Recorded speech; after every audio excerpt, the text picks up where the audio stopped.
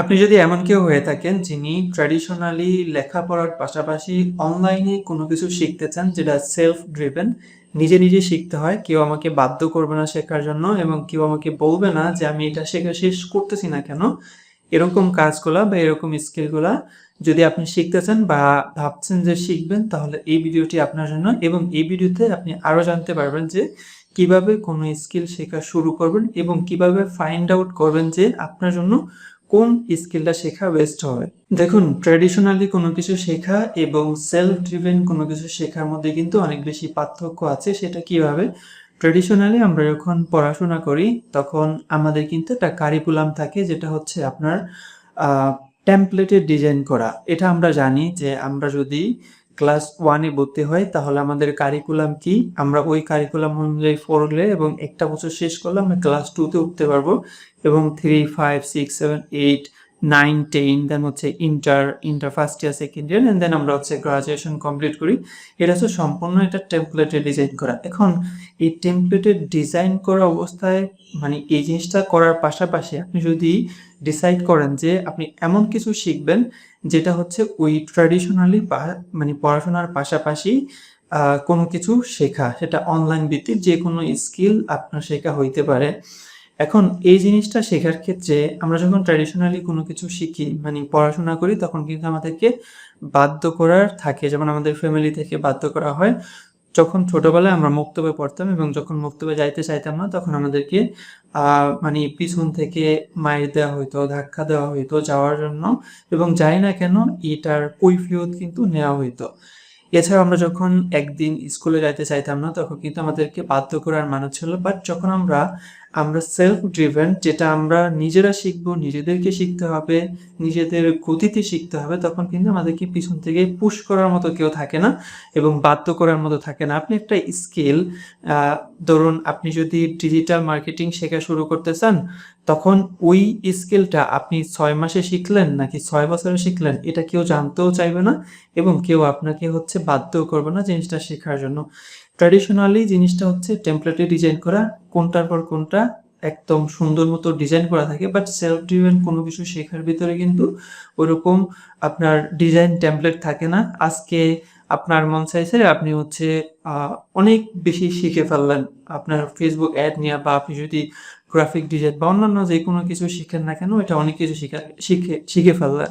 But কালকে যদি আপনি না শিখেন, সেক্ষেত্রে আপনাকে বাধ্য করার বা জিজ্ঞাসা করারও কেউ নাই। এই সেলফ ড্রিভেন জিনিসগুলো শেখার ক্ষেত্রে আমাদের নিজেদেরকে কিন্তু নিজে বাধ্য করতে হয় এবং আমরা নিজেরাই শিখতে হয় এই জিনিসগুলা। এবং আরেকটা সমস্যা হচ্ছে, আমরা যখন সেলফ ড্রিভেন কোনো কিছু শেখা শুরু করি, শুরু করার পরে 10 থেকে 15 দিন আমাদের ওই স্কিলটা শিখতে, বা সেটা যে কোনো কিছু হইতে পারে, সেটা বই পড়া হইতে পারে, সেটা একটা ইউটিউব চ্যানেল তৈরি হইতে পারে, 15 থেকে 20 দিন বা 1 মাস কন্টিনিউ করার পরে ওই জিনিসটা আমাদের কাছে কঠিন মনে হয়। শুরুর দিকে যখন একটা আইডিয়া আসে আমাদের মাথায় বা কেউ একজন কোনো একটা কিছু বলে, শুরুর দিকে আমাদের অনেক হাইপ থাকে। মানে আমরা অনেক কিছু করে ফেলি। বাট যখন 1 মাস বা 2 মাস বা 15 দিন 20 দিন চলে যায়, তখন আমাদের হচ্ছে প্রোডাক্টিভিটি লেভেল বা আপনার হচ্ছে কোনো কিছু করার লেভেলটা বা আমাদের যেই আগ্রহটা আছে ওইটা আস্তে, আস্তে কমতে থাকে। এখন এই জিনিসটা কেন হয় এবং কিভাবে আমরা ওভারকাম করতে পারি? দেখুন, কোনো কিছু শেখা যখন আমরা শুরু করি, শুরু করার পরে লেটস সে ধরুন আমরা একটা জিনিস শেখা শুরু করলাম, সেটা হচ্ছে ভিডিও এডিটিং। ভিডিও এডিটিং শুরু করার পরে এটা অনলাইন ভিত্তিক, আপনি অনলাইনে রেকর্ডেড ভিডিও অথবা কোর্স করতেছেন। কোর্স থাকা অবস্থায় আপনি হচ্ছে ফেসবুক কিন্তু ব্যবহার করেন। এখন ভিডিও এডিটিং শুরুর দিকে যেই টুলসগুলো আছে এডিটিং সফটওয়্যারের, ওই টুলসগুলো শেখাটা খুব ইজি। বাট যখন আপনি মাঝ বরাবর যাবেন, তখন কিন্তু ওই স্কিলটা শেখা একটু কঠিন হয়। এই কঠিন অবস্থা থেকে যখন আপনি শেষ করবেন, শেষের দিকে যাবেন, তখন আবার সহজ হয়। প্রত্যেকটা স্কেলে এরকম। যখন সহজটুকু শেষ করে আপনি যখন কঠিন অবস্থায় যাইতেছেন, যাওয়ার পরে যখন কঠিন লাগতেছে, ইভেন আপনি ফেসবুক ব্যবহার করতেছেন। এখন অন্য স্কিল শেখায় ওইরকম প্ল্যাটফর্ম আছে, যেমন ডিজিটাল মার্কেটিং শেখায়, গ্রাফিক ডিজাইন শেখায়, এরকম আরো অনেকগুলো প্ল্যাটফর্ম আছে। একটা মানে স্কিল তো আর একটা না, অনেকগুলা স্কিল। যখন ভিডিও এডিটিং আপনার কাছে কঠিন মনে হইতেছে, তখন ডিজিটাল মার্কেটিং শেখার জন্য বা অ্যাপ ডেভেলপমেন্ট এবং এছাড়া হচ্ছে ধরুন ইউটিউব চ্যানেল, অন্যান্য স্কিল শেখার জন্য কিন্তু অন্যান্য ব্যক্তিরা বা অন্যান্য প্ল্যাটফর্ম ফেসবুকে, ইউটিউবে অ্যাড দিতেছে এবং আপনি ওই অ্যাডগুলা দেখতেছেন। দেখার পরে আপনার ভেতরে একটা মানে চেঞ্জ আছে যে পিরিয়ডিং আমার জন্য কঠিন মনে হইতেছে, আমি এটা শিখবো না। এখন হচ্ছে আমি ডিসাইড করলাম যে এবার আমি হচ্ছে গ্রাফিক ডিজাইন শিখবো বা হচ্ছে আমি ফেসবুক অ্যাড শিখবো। তখন আপনি আবার সুইচ করে পিরিয়ডিং থেকে ফেসবুক অ্যাড এবং হচ্ছে গ্রাফিক ডিজাইনে চলে গেলেন। তো এভাবে কিন্তু এই লুপটা চলতেই থাকে। এই লুপটা থেকে বের হওয়ার জন্য, যেহেতু আমরা সেলফ ড্রিভেন কোনো কিছু শিখতে চাইতেছি, আমাদের প্রবলেম হয় দুইটা। কেউ আমাদেরকে পুশ করার নাই, কেউ আমাদেরকে বাধ্য করার নাই, একটা প্রবলেম। সেকেন্ড প্রবলেম হচ্ছে আমরা যখন কোনো কিছু শেখা শুরু করি, শুরুর 1 মাস 2 মাস অথবা 15-20 দিন পরে আমাদের কাছে ওইটা ওয়ার্থ ইট মনে হয় না, শেখার জন্য কঠিন মনে হয় এবং আমরা অন্য আরেকটা সুইচ করে চলে যাই। এবার আমরা এই দুইটার সমাধান বের করার জন্য দুইভাবে দুইটা সমাধান করব। প্রথমটা হচ্ছে আমরা কিভাবে সমাধান করব যে আমাদেরকেও তো কেউ বাধ্য করার নাই, আমরা কোনো কিছু কিভাবে হচ্ছে সেলফ ড্রিভেন কোনো কিছু শিখবো। এটা শেখার জন্য আপনাকে নিজেকে নিজে বাধ্য করতে হবে। কিভাবে? ধরুন আপনি যদি কোনো একটা স্কিল শেখা শুরু করেন, সেটা ফেসবুক অ্যাড হইতে পারে অথবা ভিডিও এডিটিং হইতে পারে। আপনি যা শিখতেছেন ওই জিনিসগুলা নিয়ে আপনি ভিডিও তৈরি করবেন। একটা ইউটিউব চ্যানেল খুলবেন, খোলার পরে হচ্ছে ওই ইউটিউব চ্যানেলে ওই ভিডিওগুলো আপলোড করবেন। প্রথম ক্লাসে আপনি যা শিখলেন ওই শেখার উপর ভিত্তি করে আপনি আরও বেশি রিসার্চ করবেন চ্যাটজিপিটি এবং হচ্ছে আপনার গুগলে রিসার্চ করার পরে আপনি ওই বিষয় নিয়ে আপনার মতামত প্রকাশ করবেন এবং আপনি যা শিখছেন ওই শেখাটুকু অন্যকে শেখানোর চেষ্টা করবেন।